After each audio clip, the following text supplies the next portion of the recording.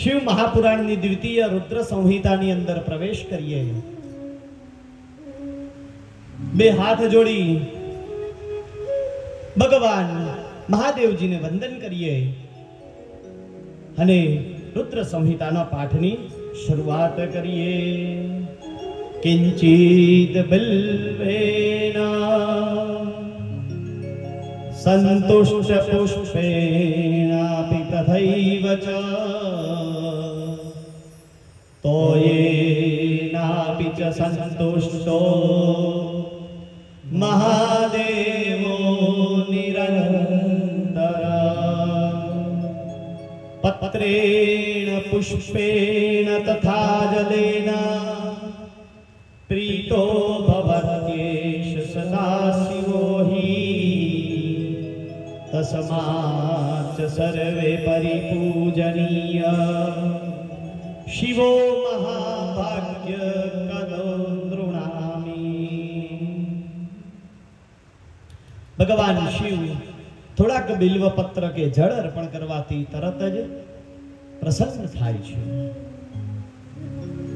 અહીં સૂત પુરાણી છે, વાર્તા કહી રહ્યા છે અને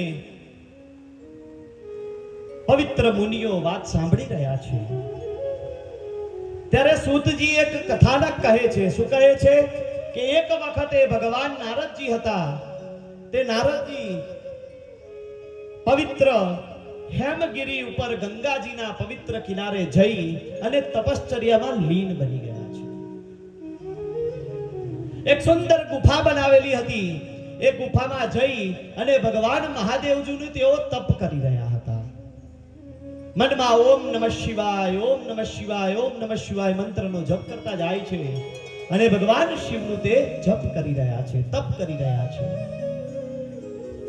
આ તપશ્ચર્યાને 1 વર્ષ, 2 વર્ષ, 5 વર્ષ, 10 વર્ષ એમ કરતા કરતા 105 વર્ષનો સમયગાળો વીતી ગયો છે. 105 વર્ષ સુધી નારદજી તપશ્ચર્યા કરી રહ્યા છે અને સ્વર્ગના રાજા ઇન્દ્રને ખબર પડી કે આ નારદજી છે તપશ્ચર્યા કરી રહ્યા છે એટલે પોતાનું સિંહાસન જવાનો ભય લાગ્યો. વિચાર કર્યો કે હવે આ નારદજીની તપસ્યા કેમ કરીને ભંગ કરવી. વિચારમાં મગ્ન થયા અને વિચાર આવ્યો કે ભગવાન નારદજીની તપશ્ચર્યા ભંગ કરવા માટે મારે હવે કામદેવજીના શરણે જવું પડશે. કામદેવજીને યાદ કર્યા. ત્યાં તો કામદેવજી અને એમના પત્ની રતિ સ્વયં ત્યાં પ્રગટ થયા છે. ઇન્દ્ર મહારાજે કહ્યું કે હે પ્રભુ કામદેવ, ભગવાન નારદજી છે તેઓ હેમગીરી પર્વત ઉપર બેસી ગંગાજીના કિનારે બેસી અને ભયંકર તપશ્ચર્યામાં રત છે. તમે જાઓ અને એમની તપસ્યાનો ભંગ કરો. જેવી આજ્ઞા કહી અને કામદેવજી અને રતિ દેવી હેમગીરી પર્વત પર ગંગા નદીની પાસે આવેલી ગુફા પાસે આવ્યા. આવી અને પોતે વસંતને ત્યાં ખીલવી દીધી છે. વસંતને સાથે લઈને આવ્યા છે. મનમોહક સુગંધ ત્યાં પ્રસરાઈ ગઈ છે. સમગ્ર ગુફાની ચારે કોર અદ્ભુત ધ્વનિનો નાદ સંભળાઈ રહ્યો છે.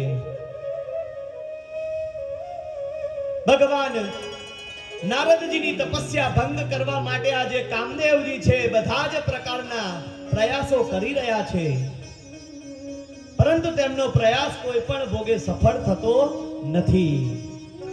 અંતે પોતાનું છેલ્લું બાણ, સંમોહન બાણ ચડાવ્યું અને જ્યાં નારદજી ઉપર ચલાવવા ગયા ત્યાં તો સંમોહન બાણ તૂટીને ભસ્મ થઈ ગયો. પાછા આવ્યા. ઇન્દ્ર નારાયણને કહ્યું કે પ્રભુ, અમે નારદજીની તપસ્યાને ભંગ નથી કરી શક્યા. શા માટે ભંગ ના થઈ? તો આ જે જગ્યા હતી ને એ જગ્યાને વરદાન મળેલું છે કે આ જગ્યા પર કામદેવના સંમોહનની કોઈ અસર થશે નહીં. અને આ વાતની જાણ નારદજીને હતી એટલે જ નારદજી આ ગુફામાં આવ્યા હતા. પોતાની તપસ્યાને પૂર્ણ કરી અને જ્યારે તપસ્યામાંથી બહાર આવ્યા ને ત્યારે નારદજીને ઋષિમુનિઓએ કહ્યું કે હો નારદજી, તમે તો ભાગ્યશાળી છો. તમે તો કેવી તપસ્યા કરી કે તમારી તપસ્યાને સ્વયં કામદેવજી પણ તોડી નથી શક્યા. આ બાજુ ભગવાન શિવે નારદજીની ઉપર પોતાની માયા નાખી છે. નારદજી માયાથી મોહિત થયા. ખબર પડી કે મારી તપસ્યા તો કામદેવજીથી પણ ભંગ થઈ નથી. એટલે ધીમે ધીમે અભિમાન અને ગર્વ આવવા લાગ્યો. ગર્વના નશામાં ચકચૂર બની ગયા છે. તરત જ દોડતા દોડતા બ્રહ્મલોકમાં ગયા. બ્રહ્માજીને જઈ અને કહેવા લાગ્યા કે હે પરમપિતા બ્રહ્માજી, હે પિતા બ્રહ્માજી, અમે સૌ, હું તપસ્યામાં રત હતો.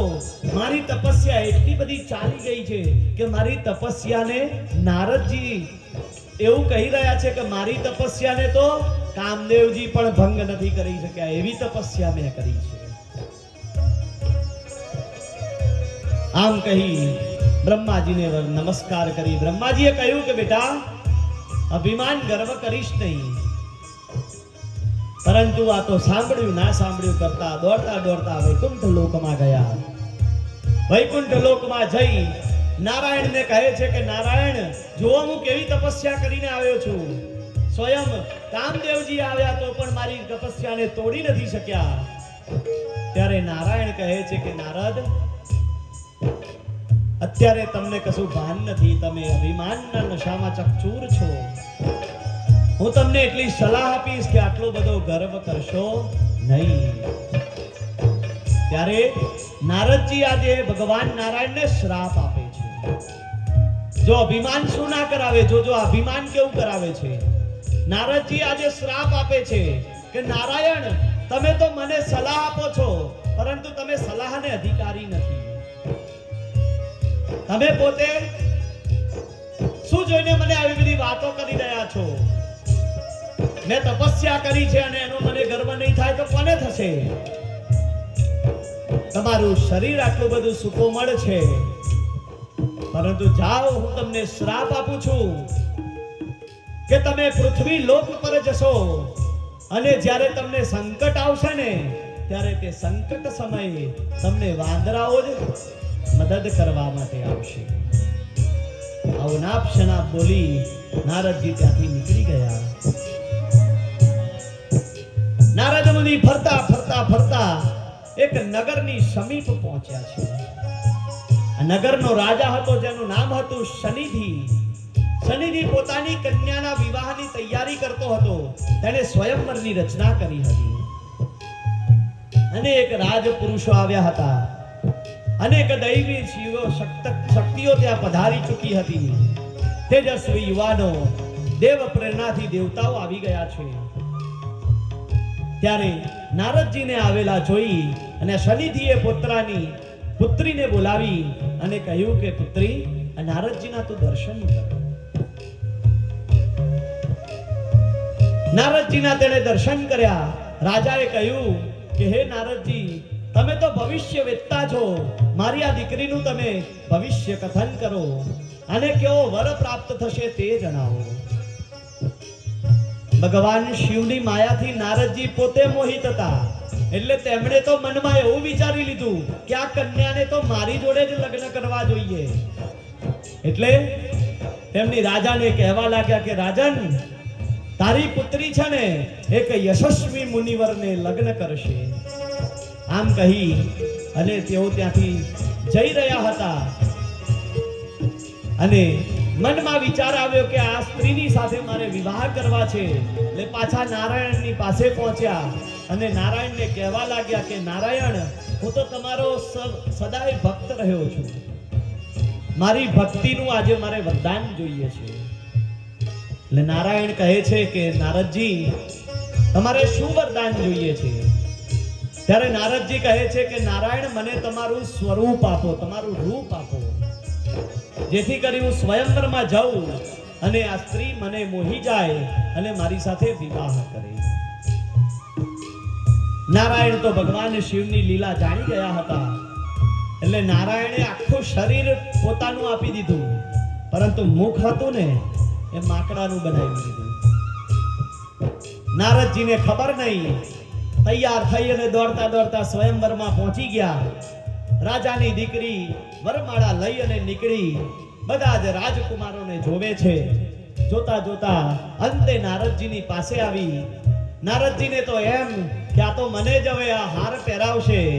ત્યાં તો એ મોઢું ફેરવી અને ત્યાંથી ચાલી નીકળી. નારદજીએ ભગવાન શિવની તપસ્યા કરી હતી ને, એટલે ભગવાન શિવે તેમને 2 ગણો આપ્યા હતા એમની રક્ષા માટે. આ 2 ગણો વાતો કરે છે કે આ નારદજીનું આખું શરીર તો ભગવાન વિષ્ણુનું છે, પણ આ મુખ કેમ આવું કરીને આવ્યા છે? ત્યારે નારદજીએ કહ્યું કે હે ગણો, તમે આવી વાતો કેમ કરો છો? ત્યારે ગણોએ કીધું કે નારદજી, એકવાર અરીસામાં મોઢું તો જોઈ આવો. નારદજીએ જઈને જોયું અને વાંદરાનું મુખ જોયું. ભગવાન વિષ્ણુ ઉપર કોપાયમાન થયા અને જઈને વિષ્ણુને શ્રાપ આપી દીધો કે હે પ્રભુ વિષ્ણુ, તમે મને વાંદરાનું મુખ આપ્યું છે ને, જાઓ તમારે પૃથ્વી પર જન્મ લેવો પડશે અને તમારી પત્ની, તમે આજે મને પત્નીના વિરહમાં રાખ્યો છે, માટે તમારે પણ પત્નીનો વિરહ સહન કરવો પડશે. અને જ્યારે પત્નીને બચાવવા જશો ને, ત્યારે તમને આ વાંદરા અને માકડા જ સહાયક થશે. અને આ શ્રાપને ભગવાન વિષ્ણુએ પણ 2 હાથ જોડી અને સ્વીકારી લીધો. અને એ જ વિષ્ણુ નારાયણ આ નારદના શ્રાપને સાર્થક કરવા માટે ભગવાન શ્રી રામ બનીને આવ્યા. પોતાની પત્ની સીતાનો વિયોગ સહન કર્યો અને વાંદરાઓની સહાય લઈ અને લંકા પર વિજય પ્રાપ્ત કર્યો. બોલો શ્રી રામચંદ્ર ભગવાનની જય. નારદજીને ખબર પડી, ભગવાને પોતાની માયા ધીમે રહીને સંકેલી લીધી. એટલે ભાન થયું કે મારાથી શું ભૂલ થઈ છે. નારદજીએ ભગવાન નારાયણને કાલાવાલા કર્યા કે હે પ્રભુ નારાયણ, મારી ભૂલ થઈ ગઈ. મેં તમને નાહકનો શ્રાપ આપી દીધો, તમે આ શ્રાપને પાછો વાળી દો. તમે તો સર્વશક્તિમાન છો, ગમે તેના શ્રાપને તમે પાછો વાળી શકો. ત્યારે નારાયણ 2 હાથ જોડીને નારદજીને કહે છે કે નારદજી, તમારા મોઢામાંથી નીકળેલો શ્રાપ છે ને, એ અનાયાસે નથી નીકળ્યો. આ સ્વયં મહાદેવજીએ તમારા મોઢામાંથી મને શ્રાપ અપાવ્યો છે. અને ભગવાન નારદજીને વિષ્ણુ ભગવાન આજે હવે અલગ અલગ ઉપદેશ આપે છે. નારદજીને કહે છે કે નારદજી, તમે ગર્વિષ્ઠ બની ગયા હતા, તમને અતિશય અભિમાન લાગી ગયું હતું, માટે આ અભિમાનમાંથી તમને મુક્ત કરવા માટે જ ભગવાન શિવે આ માયાને રચી હતી. હે મુનિવર, તમે બ્રહ્માજીનું પણ અપમાન કર્યું છે, માટે કૃપા કરી તમે બ્રહ્માજીની પાસે જાઓ અને તમે એમનું અપમાન કર્યું છે બદલ તેમની ક્ષમા માંગો. ભગવાન નારાયણને નમસ્કાર કરી અને તેઓ બ્રહ્માજીની પાસે ગયા. બ્રહ્માજીને પણ જઈ તેમણે તેમની માફી માંગી કે હે પ્રભુ પિતા, મારી ભૂલ થઈ ગઈ, હું ગર્વિષ્ઠ બની અને તમને કટુ વચન બોલી ગયો, મને ક્ષમા કરો. ત્યારે સૂતજી કહે છે કે હવે નારદજી છે ને, તેઓ બ્રહ્માજીને અલગ અલગ પ્રશ્નો કરી રહ્યા છે. નારદજી પૂછે છે કે હે પિતાશ્રી, આ સમગ્ર પૃથ્વી મંડળ, આ જે ભૂમંડળ બન્યું ને, એમાં સૌપ્રથમ ઉત્પત્તિ કોની થઈ હતી? સૌથી પહેલું કોણ જન્મ્યું? આ સૃષ્ટિની ઉત્પત્તિની તમે મને કથા કહો. ત્યારે નારદજી કહે છે કે હે પુત્ર નારદ, બ્રહ્માજી કહે છે કે હે પુત્ર નારદ, હું તને હવે સૃષ્ટિ ઉત્પત્તિની સામાન્ય કથા કહું છું, તું એ સાંભળ. એક વખતે ભગવાન શિવ અને માં પાર્વતી છે, તેઓ વનમાં વિહાર કરી રહ્યા છે. વિહાર કરતી વખતે ભગવાન શિવને એવી ઈચ્છા થઈ કે હું આ સૃષ્ટિનું સર્જન કરું. તે સમયે આ જગતમાં આ શિવ અને પાર્વતી સિવાય કંઈ જ હતું નહીં. અને તેવે સમયે ભગવાન શિવનો જે આ ડાબો હાથ છે ને, એ ડાબા હાથમાંથી જળ નીકળી અને બહાર આવ્યું અને તે જળનો એક મહાભયંકર સમુદ્ર બન્યો છે. આ સમુદ્રની અંદર ભગવાન શિવની પ્રેરણાથી એક ચૈતન્ય સ્વરૂપ પ્રગટ થયું અને તેમાંથી એક વિસ્મયિત પુરુષ પ્રગટ થયો છે. આ પુરુષ હતો ને એની ચારે બાજુ જળ ધારાઓ વહી રહી છે.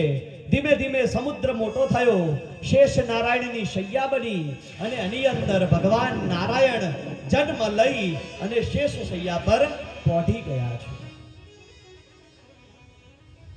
ભગવાન શિવની પ્રેરણાથી ભગવાન વિષ્ણુનું પ્રાગટ્ય થયું. પરંતુ જ્યારે પ્રાગટ્ય થયું ને ત્યારે ચારે દિશામાં ફક્ત જળ જળ અને જળ જ હતું. માટે ભગવાન નારાયણ છે એ સમાધિસ્થ બની ગયા, સમાધિમાં લીન થઈ ગયા અને એ સમાધિના ફળ સ્વરૂપ ભગવાનની નાભી કમળમાંથી એક કમળ પ્રગટ થયું અને કમળમાંથી બ્રહ્માજીની ઉત્પત્તિ થઈ. બ્રહ્માજી કહે છે કે નારદ, મારી એક કમળમાંથી ઉત્પત્તિ થઈ છે અને જ્યારે મારી એક કમળમાંથી ઉત્પત્તિ થઈ એ સમયે સંસારનું મને કંઈ જ્ઞાન નહોતું. આ સંસારમાં હું અને નારાયણ સિવાય બીજું કંઈ જ નહોતું. માટે અમારા બંનેની વચ્ચે વિવાદ થયો કે આપણા બંનેમાં મહાન કોણ છે. અને તે વિવાદને શમન કરવા ભગવાન શિવ એ સ્વયં સ્તંભ બનીને આવ્યા અને એમાંથી શિવલિંગનું પ્રાગટ્ય થયું. ત્યારે અમને ખબર પડી કે અમારા બંનેના જન્મદાતા હકીકતમાં ભગવાન શિવ છે. એમ કહી અને બ્રહ્માજી છે તેઓ નારદજીને કહે છે કે નારદ, આ પૃથ્વી પર, આ સમગ્ર ભૂમંડળમાં અને સમગ્ર બ્રહ્માંડમાં જો કોઈ આરાધ્ય દેવ હોય ને તો એ ભગવાન શિવ સિવાય કોઈ આરાધ્ય દેવ નથી. અને એ સમયે બ્રહ્માજી સ્વયં નારદજીને એક ગાયત્રી મંત્રનો ઉપદેશ કરે છે. જો ગાયત્રી મંત્ર છે ને, સૌ પ્રથમ એક ભ્રાંતિ તોડવાની જરૂર છે. ગાયત્રી કોઈ માતા છે નહીં. ગાયત્રી એક છંદનું નામ છે અને એના દ્વારા જેટલા પણ મંત્રો બન્યા એ બધાને ગાયત્રી મંત્ર કહેવામાં આવે છે. આ દુનિયામાં જેટલા ભગવાન છે ને એ બધા જ ભગવાનના અલગ અલગ ગાયત્રી મંત્રો છે. આજે ભગવાન જે બ્રહ્માજી છે તે નારદજીને શિવ ગાયત્રીનો આજે પાઠ ભણાવે છે. એમને શિવ ગાયત્રી મંત્રનું આજના દિવસે ભગવાન બ્રહ્માજી નારદજીને બ્રહ્મ જ્ઞાન આપે છે.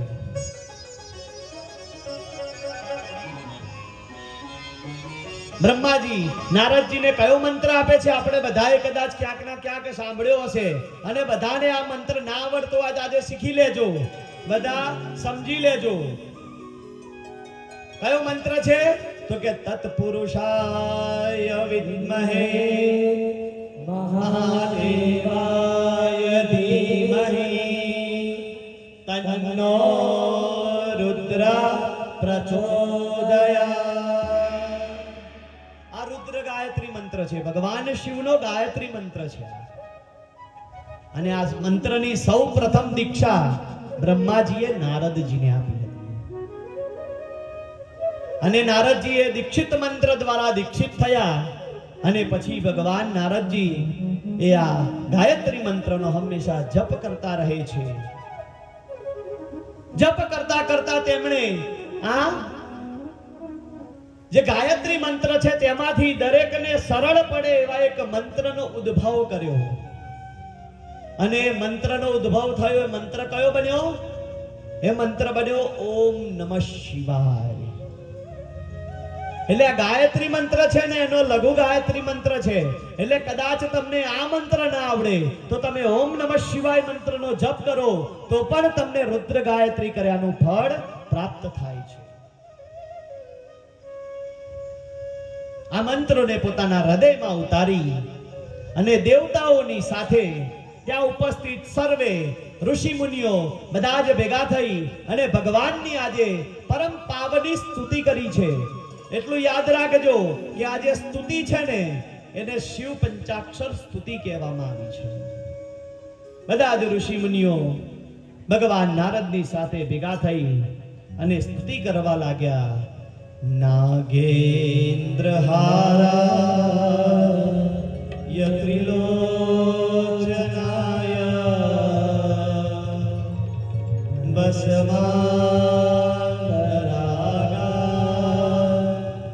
મહેશ્વરાય નિત્યાય શુક્લાય દિગંબરાય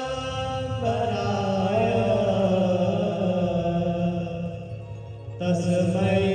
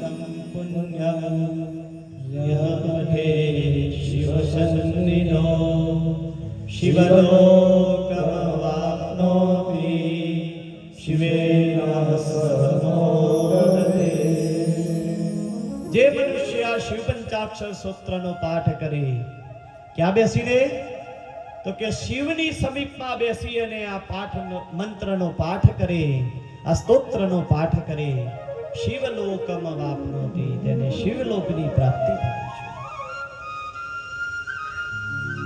ત્યારે ભગવાન વિષ્ણુ આજે શિવને પૂછી રહ્યા છે કે હે પ્રભુ શિવ, તમારું પૂજન કેવી રીતે કરવું?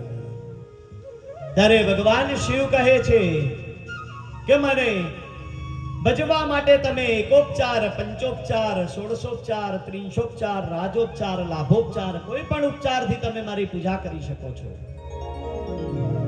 એમ કહી અને ભગવાન શિવ પોતાનું પૂજન વિધિ બધાને સમજાવે છે. પૂજન વિધિ આપણે સૌએ ગઈકાલે સમજી ચૂક્યા છીએ.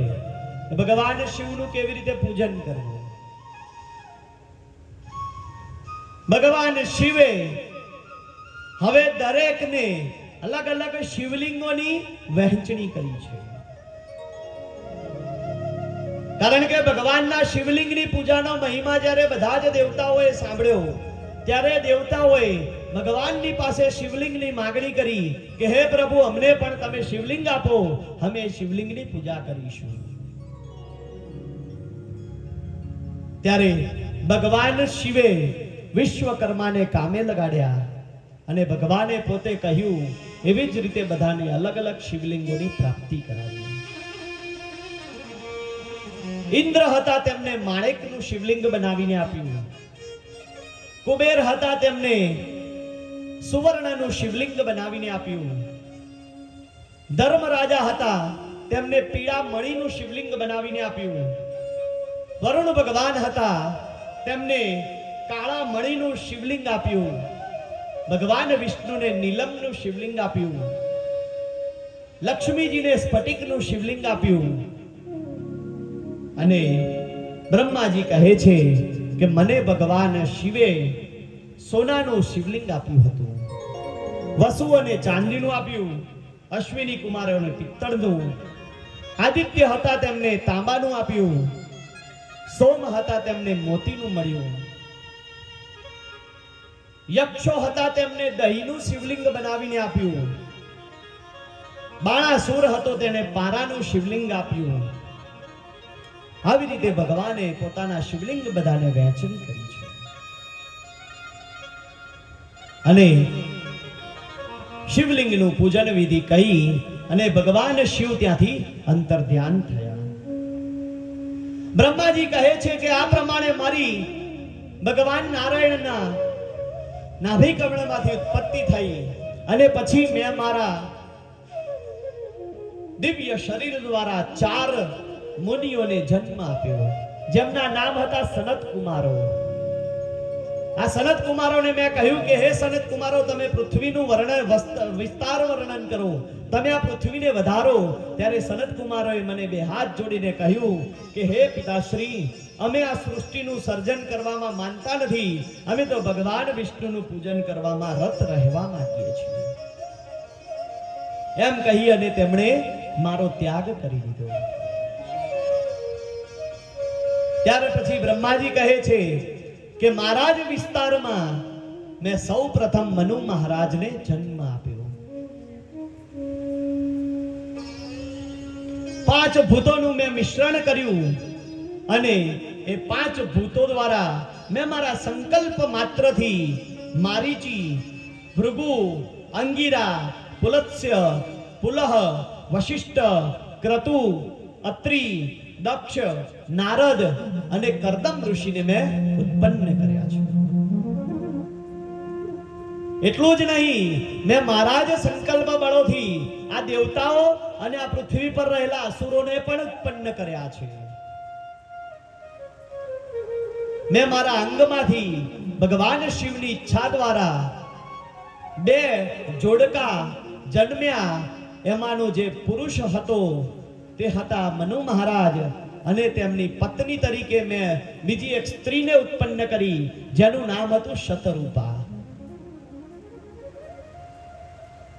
આ મનુ મહારાજ અને શતરૂપાએ અનેક વર્ષો સુધી તપશ્ચર્યા કરી અને તે તપશ્ચર્યાના ફળ સ્વરૂપે તેમને 2 પુત્ર થયા, જેમના નામ હતા પ્રિયવ્રત અને ઉત્તાનપાદ.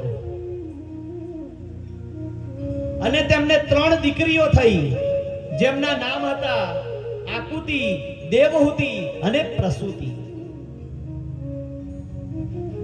આકુતિને મેં રુચિક મુનિની સાથે પરણાવી અને તેમનાથી યજ્ઞ અને દક્ષિણા આ 2 નામના બાળકોનો જન્મ થયો છે. અને આ યજ્ઞ અને દક્ષિણાના લગ્ન થયા એટલે યજ્ઞ છે ને એમની પત્નીનું નામ પડ્યું દક્ષિણા. એટલે જ કહેવાય છે કે આપણા ઘરે જ્યારે યજ્ઞ કરો ને ત્યારે બ્રાહ્મણોને દક્ષિણા આપવી પડે. દક્ષિણા વગરનો કોઈ યજ્ઞ ફળે નહીં. ત્યાર પછી તેમનો વંશ વધવા લાગ્યો કપિલ મુનિથી કરદમ મુનિનો જન્મ થયો. દેવહૂતિ અને કરદમ મુનિથી કપિલ દેવ જન્મ્યા, જેમણે સાંખ્ય શાસ્ત્રનો લોકોને ઉપદેશ કર્યો અને તેમનો વંશ આગળ વધવા લાગ્યો છે. સૂતજી કહે છે કે બ્રહ્માજીનું આ વચન સાંભળી અને નારદજી કહેવા લાગ્યા. નારદજી કહે છે કે શંકર ભગવાન જ્યારે કૈલાસમાં ગયા ત્યારે તેમને કુબેરની સાથે મિત્રતા કેવી રીતે થઈ? આ કુબેર કોણ હતા તેની મને વાત કહો. ત્યારે બ્રહ્માજી કહે છે કે હું તમને એક કથાનક કહું છું. પૂર્વ જન્મમાં એક કામ્પિલ્ક નામનું એક નગર હતું અને આ નગરમાં એક અગ્નિહોત્રી બ્રાહ્મણ રહેતો હતો જેનું નામ હતું યજ્ઞદત્ત. આ અગ્નિહોત્રી બ્રાહ્મણ છે ને એ કોને કહેવાય ખબર છે? આ પૃથ્વી પર અત્યારે બહુ ઓછા પ્રમાણમાં અગ્નિહોત્રી બ્રાહ્મણો બચ્યા છે. અગ્નિહોત્રી બ્રાહ્મણ એને કહેવાય કે જેના ઘરમાં 24 કલાક અગ્નિ પ્રજ્વલિત રહેતો હોય અને અગ્નિની જે પૂજા કરતો હોય તેને અગ્નિહોત્રી બ્રાહ્મણ કહેવાય. આવો જ અગ્નિહોત્રી બ્રાહ્મણ એ આ યજ્ઞદત્ત હતો. યજ્ઞ વિદ્યામાં કુશળ, ખૂબ જ વિદ્વાન અને જ્ઞાતા બ્રાહ્મણ હતો. આ બ્રાહ્મણ હતો ને તેને એક પુત્ર હતો. આ પુત્રનું નામ તેણે પાડ્યું ગુણનિધિ. પરંતુ તેના નામ પ્રમાણે તેનામાં એક પણ ગુણ હતો નહીં. તેનામાં બધા જ અવગુણો ભરેલા હતા. હંમેશા આ ગુણનિધિ જે હતો ને એ જુગાર રમવાની ટેવ ધરાવતો હતો. આ યજ્ઞદત્ત નામનો બ્રાહ્મણ તેની પત્નીને ઘણી વખત પૂછે કે આ આપણો ગુણનિધિ દેખાતો નથી ઘરમાં, તો આ ગુણનિધિ ક્યાં ગયો છે? ત્યારે તેની માતા હતી ને તે તેના દીકરાને છાવરતી કે ભણવા ગયો છે, વિદ્યા પ્રાપ્ત કરવા ગયો છે, કોઈ મિત્રની સાથે રમવા ગયો છે, આવું કહી અને ટાળી દેતી. અને આ બાજુ આ ગુણનિધિ હતો ને એ ગુણનિધિ તો ધીમે ધીમે જુગારની અંદર પોતાને જોડે રહેલું સોનું હારી ગયો, ઘરના કપડા હારી ગયો, લત્તા હારી ગયો, વાસણો હારી ગયો. અને એક દિવસ એવું થયું કે આ યજ્ઞદત્ત નામના બ્રાહ્મણ હતા ને એમના એક યજમાનના ઘરે યજ્ઞ કરવા ગયા અને યજ્ઞ સમયે જે યજમાન હતા ને એમના હાથમાં સોનાની વીંટી પહેરેલી જોઈ. એ વીંટી જોઈ એટલે ખબર પડી કે આ તો વીંટી મારી છે. એટલે યજમાનને પૂછ્યું કે મારી વીંટી તમારી જોડે ક્યાંથી આવી? શું તમે મારા ઘરથી ચોરી ગયા છો શું? ત્યારે યજમાને કહ્યું કે હે પ્રભુ, મને એવું લાગી રહ્યું છે કે તમને કઈ વાતની જાણ નથી, પરંતુ આ વીંટી છે ને એ તમારો જ પુત્ર મારી જોડે જુગારમાં હારી ગયો છે. અને એકલી વીંટી નહીં, આ ઘરની અંદર જે કપડા દેખાય છે, જે વાસણ દેખાય છે ને, આ બધું તમારા છોકરાએ અહીંયા હારી હારીને ગયેલો છે.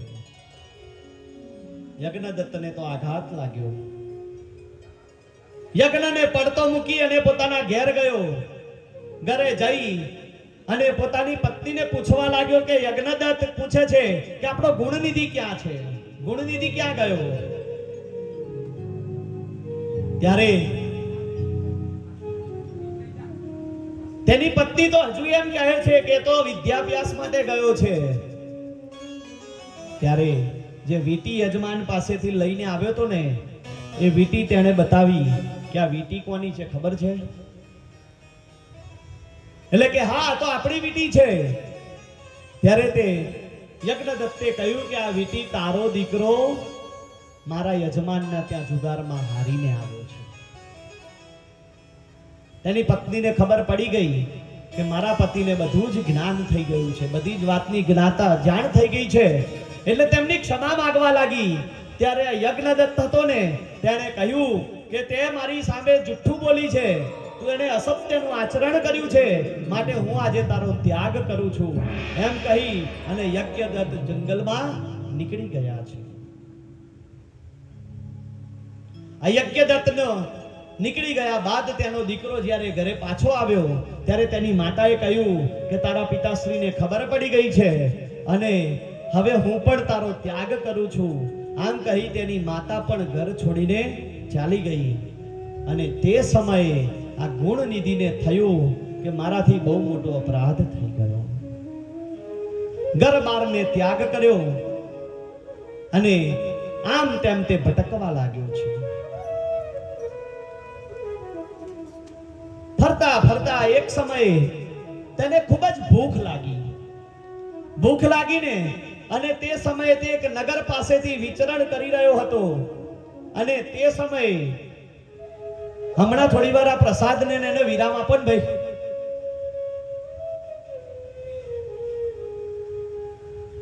મૂકી દો અને થોડોક વિરામ આપો, કારણ કે આ કથા છે ને બહુ મહત્વની કથા છે. આજે ગુણનિધિ હતો ને એ ભૂખ્યો તરસ્યો ફરતો ફરતો એક નગરની પાસેથી પસાર થતો હતો. તેને ખૂબ જ ભૂખ લાગી હતી એટલે સામેથી એક યજમાન દંપતીને આવતું જોયું. હાથમાં ખૂબ સરસ મજાનો થાળ સજાવેલો છે અને તે દંપતી હતું એ શિવ પૂજન કરવા જઈ રહ્યું હતું. અને જે આ કાળ પૂજન જો સમયનો હતો ને એ સમય શેનો હતો? એ શેનું પૂજન કરવા જઈ રહ્યા હતા?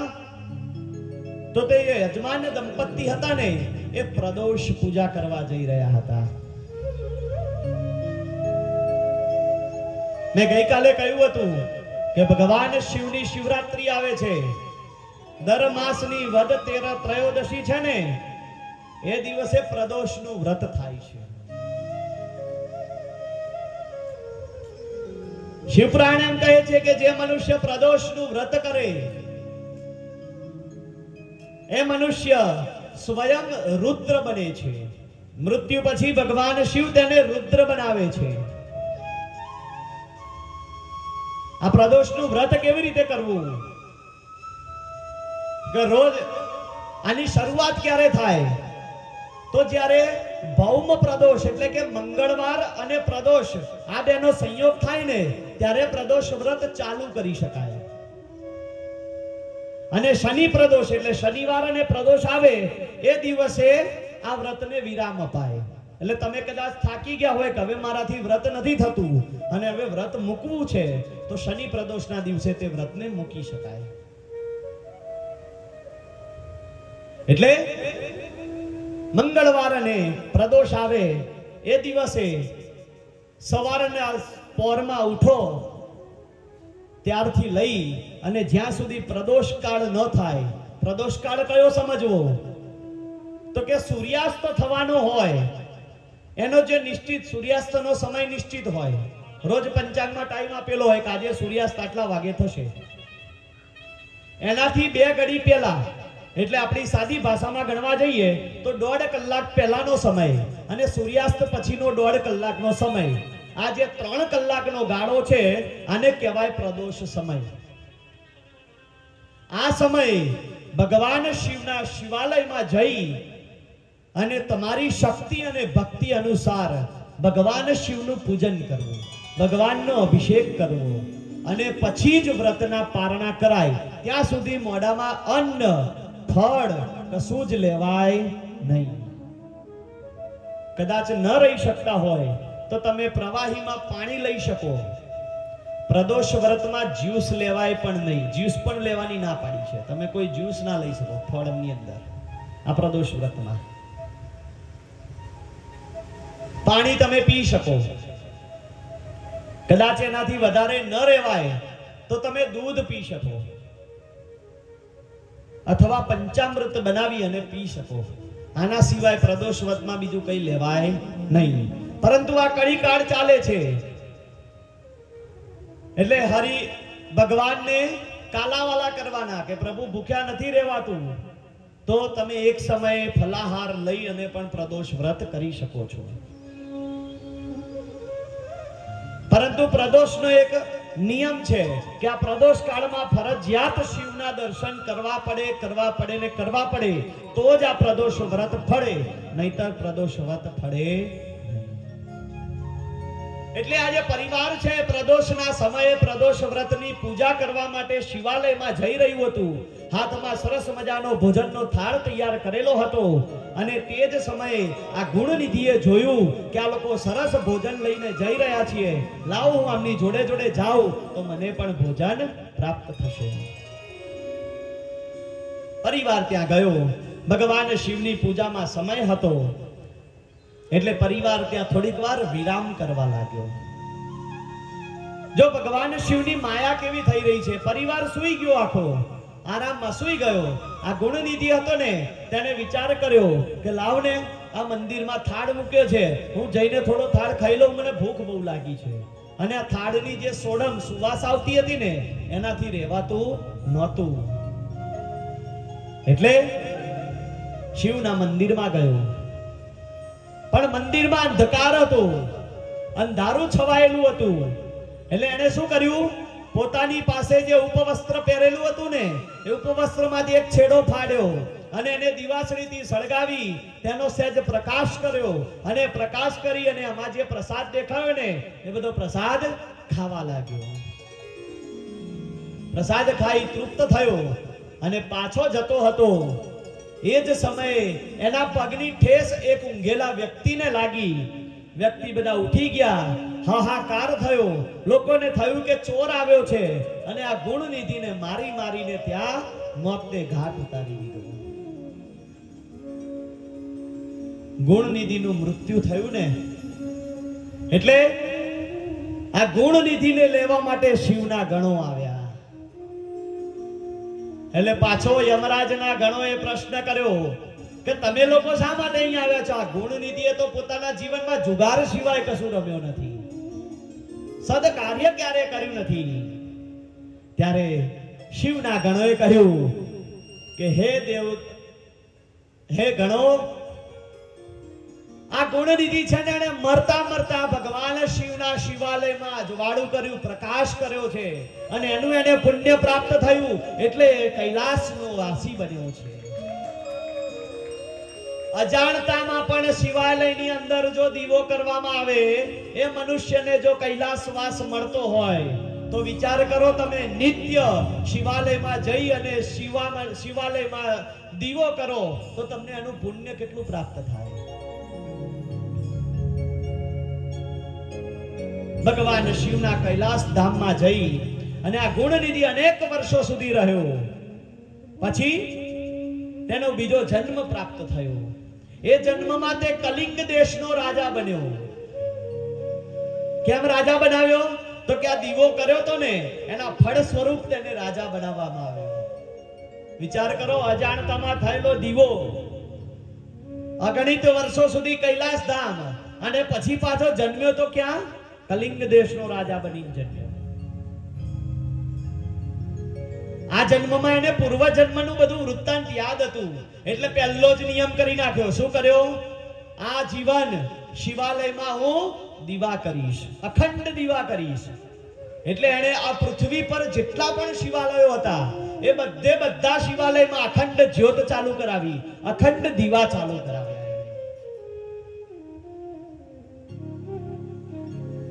અને જ્યારે અખંડ દીવા ચાલુ થયા એટલે એનું પુણ્ય તેના અંદર વધવા લાગ્યું.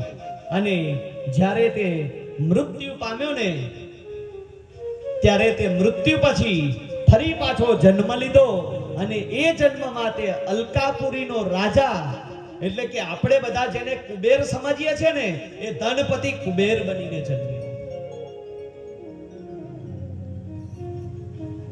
એટલે ભગવાન શિવનું શિવાલય હોય એ શિવાલયમાં અખંડ દીવાનું દાન કરવામાં આવે. મહિના દિવસ દરમિયાન અખંડ દીવાનું ઘી આપવામાં આવે. અખંડ દીવો કરવા માટે રૂ આપવામાં આવે, માચીસ આપવામાં આવે ને તો ભગવાન કૈલાસ ધામમાં વાસ તો કરાવે જ છે, પણ સાથે સાથે બીજો જે જન્મ છે ને એ જન્મમાં તમામે તમામ પ્રકારના ભૌતિક, આધ્યાત્મિક અને ત્રિવિધ પ્રકારના તાપની શમન કરી અને તમને પૃથ્વીની અંદર સૌથી ઉચ્ચ શિખર પદવી પ્રાપ્ત કરાવે છે. ત્રીજા અવતારે આ યજ્ઞદત્તનો દીકરો ગુણનિધિ એ કુબેર બન્યો છે. તેણે શિવની ભક્તિ તો પ્રાપ્ત કરી જ લીધી હતી, એટલે તેણે આ જન્મમાં પણ એવો નિશ્ચય કર્યો કે હું મારા ચિત્તરૂપી દીવા પ્રગટાવીશ, ભક્તિ રૂપી લોકોને જ્ઞાન વહેંચીશ. અને તેઓ મનમાં ભાવ લઈ અને તે ક્યાં આવ્યો છે? કાશી નગરીમાં આવ્યો છે. કાશી નગરીમાં આવી ભગવાન શિવની તપશ્ચર્યા શરૂ કરી અને ભગવાન જ્યારે તેના પર પ્રસન્ન થયા ત્યારે ભગવાને જો આ દુનિયાની અંદર છે ને પૂર્ણ પુરુષ ફક્ત ને ફક્ત બે જ થયા. પૂર્ણ પુરુષ કોણ થયા? બે થયા. એક સ્વયં નારાયણ અને બીજા નંબરે કોણ હતો? તો કે અર્જુન. અર્જુન હતો ને પૂર્ણ પુરુષ હતો. એ પછી કોઈ પૃથ્વી પર કોઈ પૂર્ણ પુરુષ બન્યું નથી. પૂર્ણ પુરુષ કોને કહેવાય? જેને સ્તન ના હોય ને એને પૂર્ણ પુરુષ કહેવાય. એટલે અર્જુન અને નારાયણ બે પૂર્ણ પુરુષ હતા. અને રૂપની અંદર સૌથી જો સારામાં સારું રૂપ કોઈનું હોય, જેના રૂપને તમામે સ્વયં નારાયણ પણ એ રૂપને મોહી ગયા હતા. એ રૂપનું વિશેષ વર્ણન છે. એ 5મા દિવસની કથામાં આવશે રૂપનું વર્ણન. પરંતુ એ રૂપનું નામ છે ચંદ્રશેખર રૂપ, જે ભગવાન શિવે ધારણ કર્યું હતું. અને આજે કુબેરની સામે ભગવાન શિવ એ ચંદ્રશેખર સ્વરૂપે પ્રગટ થયા.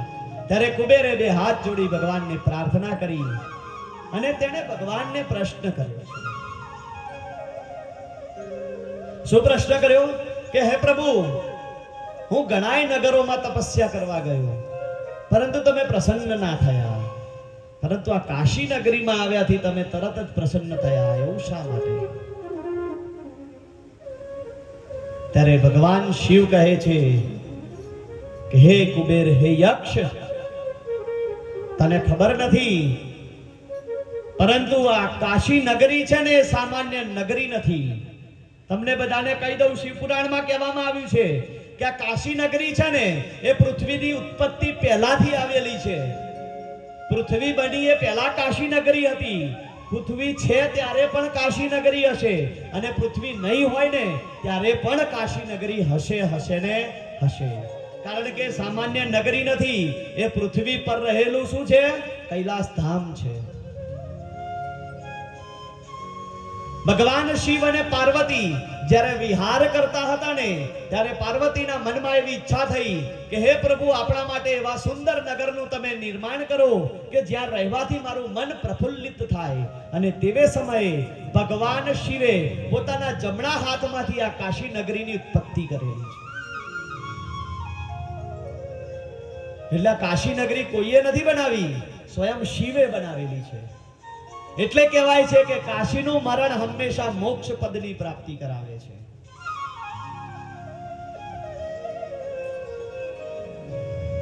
ઘણા સમયે કાશીમાં અત્યારે પણ તમે જાઓ તો અંતિમ વિસામાં છે. ત્યાં કાશીમાં એવા ઘણા આશ્રમો છે કે જ્યાં લોકો પોતાના મૃત્યુની રાહ જોવે છે.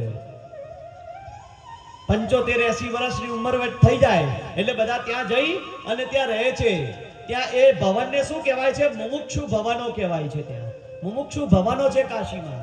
ત્યાં જઈ લોકો લે, ત્યાં મૃત્યુ પામે ને એટલે કાશીમાં આજે પણ નિયમ છે કે કોઈ પણ દેહને આખો પૂરેપૂરો બાળવામાં આવતો નથી.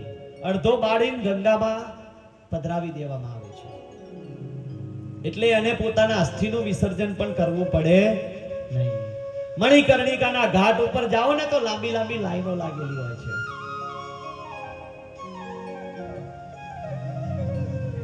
મણિકર્ણિકાના ઘાટમાં જેનું મૃત્યુ થાય, મણિકર્ણિકાના ઘાટ પર જેનો દેહ બળે, એ મનુષ્યને ક્યારે જન્મ લઈને પાછું આવવું પડતું નથી. વાલા મિત્રો, એક વસ્તુનું ખાસ ધ્યાન રાખજો. બધા જ તીર્થમાં જાઓ, દરેક તીર્થનું જળ લઈને આવજો, પણ ક્યારે કાશીમાંથી ગંગાજળ લઈને આવતા નહીં. કાશીમાંથી ક્યારે જળ ભરીને અવાય નહીં. કાશીના જળમાં સ્નાન ના કરાય. તમને કહી દઉં, એના જળની છે ને ખાલી ચરણ રજ લે, પોતાના માથા પર એ જળથી માથું પલાળાય, એમાં સદેહ સ્નાન ના કરાય. એટલે હવે પછી કાશી જાઓ ને તો ક્યારે ગંગાજળની બોટલ ત્યાંથી ભરીને લાવતા નહીં. કારણ કે કાશીની ગંગા છે ને, એ ગંગાની અંદર અનેક પ્રકારના ભૂત પ્રેત પિશાચો વાસ કરે છે. જો તમે જળ લઈને આવશો તો ત્યાંથી ભૂત પ્રેત પિશાચોને સાથે લઈને આવશો. એટલે કાશીનું જળ ક્યારે ઘેર લવાય. આજે કુબેર હતો ને, એના પર ભગવાન પ્રસન્ન થયા અને પ્રસન્ન થઈ કુબેરને કહ્યું કે આજથી હું તને યક્ષોનો રાજા બનાવું છું, તું યક્ષરાજ કુબેર બનીશ અને તને ધનનો પણ અધિપતિ બનાવું છું. એટલે વાલા ભક્તજનો વિચારો, ખાલી ભગવાનના શિવાલયમાં એને એક જ દીવો કર્યો તો, એ દીવાના બળે તેને કલિંગ દેશનો રાજા બનવાનું સૌભાગ્ય મળ્યું. એ દિવસે જ્યારે કલિંગ દેશનો રાજા બન્યો, એમાં અખંડ દીવા કરી અને કુબેર બન્યો. એટલે કુબેર જેવું ધન જો પ્રાપ્ત કરવું હોય ને તો શિવાલયમાં જઈ અને નિત્ય દીવો કરવો. અને આ બધું નિત્ય દીવો કરવાથી મળે હો. એવું નહીં કે આપણે એક જ દિવસે જઈ અને આખા મહિનાના આખા વર્ષના ભેગા દીવા કરી દઈએ, એમ ના મળે. અત્યારે કોઈનું મૃત્યુ થાય ને એટલે મૃત્યુ પાછળ એક સંકલ્પ આવે છે કે મરનારને મોક્ષ મળે ને, એના માટે અમે મંદિરમાં જઈ અને રોજ એક દીવો કરીશું. મહારાજ સમય નથી, શું કરીએ? એટલે મહારાજ શું કે 365 આડી દિવેટો બનાવી એક કોડિયા મૂકીને કરી આવો જઈને. એવી રીતે મોક્ષ મળે. પુરુષાર્થ કરવો પડે. પહેલા દિવસે કીધું તું ને, પુરુષાર્થ વિના કશું મળતું નથી. એટલે રોજ જે પોતાના ઘરેથી નીકળો એટલે એક કોડિયાની અંદર દીવો તૈયાર કરીને જાઓ, ભગવાનના મંદિરમાં જઈ અને એમાં દીવો કરો અને દીવો કરી ભગવાનને પ્રાર્થના કરવાની કે હે પ્રભુ શિવ, જેમ તમે કુબેરને યક્ષોના અધિપતિ બનાવ્યા, જેમ તમે કુબેરને ધનપતિ બનાવ્યા, હે પ્રભુ તમે અમને પણ આવા ધનપતિ બનાવજો, અમને પણ કૈલાસવાસની પ્રાપ્તિ કરાવજો. એટલે વાલા મિત્રો, ભગવાન શિવના મંદિરમાં દીવો કરવાનું આટલું બધું મહાત્મ્ય છે. એટલે હવે આજથી જો શક્ય બને તો ભગવાન શિવના મંદિરમાં જઈ અને દીવો કરજો. કદાચ સમયના અભાવે દીવો ન કરી શકો ને તો એટલું તો ચોક્કસ કરજો કે જ્યાં શિવાલય હોય ત્યાં અખંડ દીવાની જરૂર હોય તો અખંડ દીવો જઈ અને દાનમાં આપજો. કદાચ ત્યાં દીવાની ઘીની જરૂર હોય તો ઘીનું દાન કરજો. કદાચ ત્યાં રૂની જરૂર હોય તો રૂ પૂણી પહોંચાડજો, માચીસો પહોંચાડજો. આ બધી વસ્તુઓ કરવાથી તમને દીવો કરવાનું ફળ પ્રાપ્ત થશે. આ બધી વસ્તુઓ છે ને પુરુષાર્થ. એ જડતાથી વળગી રહેવા માટે સતયુગ હતો. ધીમે ધીમે યુગ બદલાયા ને એટલે એમાં પણ પરિવર્તન આવતા થયા. એટલે કદાચ તમે જઈને ઘીનું દાન કરી આવો ને મંદિરમાં તો પણ તમને દીવો કર્યાનું પૂર્ણ પ્રાપ્ત થાય છે. એટલે કાલથી જો સમય મળે ને તો મંદિરમાં દાદાના જઈને કહેજો કે અમારા તરફથી ઘી જરૂર પડે ત્યારે કહેજો. ત્યાં જઈને ઘી લખાઈ આવવાનું, ત્યાં જે રૂની પૂણી માચી અગરબત્તી આપી આવવાની જઈને. જો શિવનું મંદિર છે ને, આ બધા મહિમા, ભગવાન શિવ લોકો ભક્તોને આટલા બધા પરચા કેમ આપે છે? એનું શું કારણ? તો શિવનું મંદિર હોય ને, એ મંદિરની અંદર હંમેશા એક નિયમ છે, ક્યારે શિવ મંદિરના દરવાજા બંધ ના થાય. શિવ મંદિરના દરવાજા હંમેશા ખુલ્લા હોય.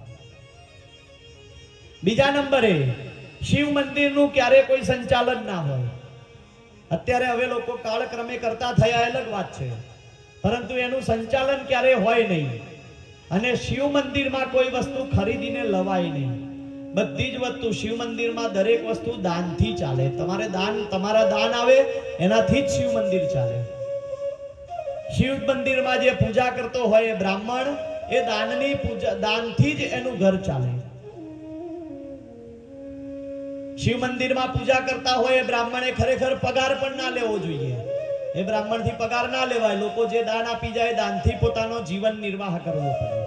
કારણ કે એને અધિકાર આપ્યો છે કે આ શિવ મંદિરમાં જે કંઈ પણ વસ્તુ આવશે એ બધી જ વસ્તુનો અધિકારી ત્યાં પૂજા કરનારો બ્રાહ્મણ બનશે. પરંતુ પગાર કેમ આપવો પડે મહારાજ શ્રીને ખબર છે? કેમ આપવો પડે? કે હવે જે શિવ મંદિરમાં આવે ને એ બધું હવે બધા મંદિરનું જે ટ્રસ્ટ બન્યું હોય એ ટ્રસ્ટ બધું પોતાની સાથે મંદિરના લાભાર્થે વાપરે.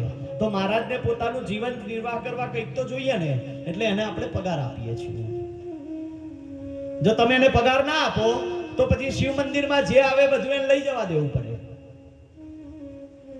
એટલે અવ્યવસ્થા ન સર્જાય, વ્યવસ્થાના ભાગરૂપે આ એક પ્રણાલી પડી છે. એટલે બ્રહ્માજી કહે છે કે આ ગુણ નિધિ હતો એ કુબેરનું પદ પામ્યો અને ભગવાન શિવનો આ અતિ મહાન મહિમા છે.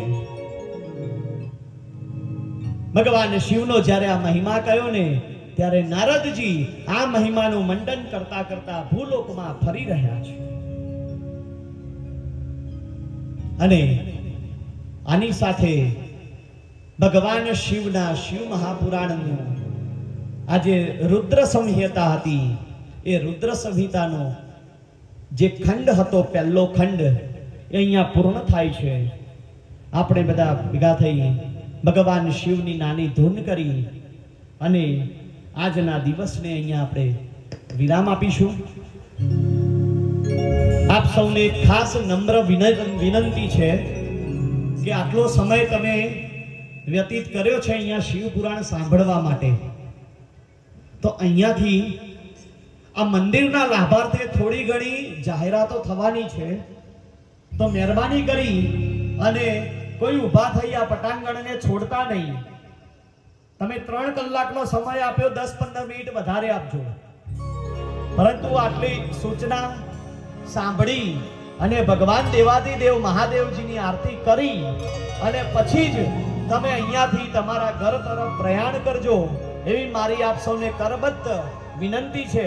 મારી આટલી વિનંતીને માન રાખી અને કોઈ આ પટાંગણને જ્યાં સુધી આરતી અહીંયાથી બધા જ સૂચનો પૂરા ન થાય ત્યાં સુધી કોઈ છોડતા નહીં.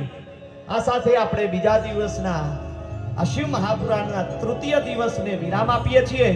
બોલો શ્રી પીપળેશ્વર મહાદેવ કી જય, હરિહર મહાદેવ કી જય, હરિઓમ હનુમાનજી મહારાજ કી જય, ધર્મ કી જય હો, અધર્મ કા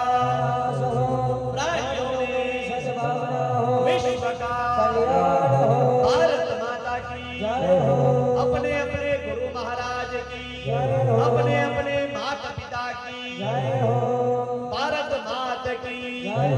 ओम नमः पार्वती पते हर हर महादेव हर आज के आनंद की जय, आनंद कराने वाले की जय।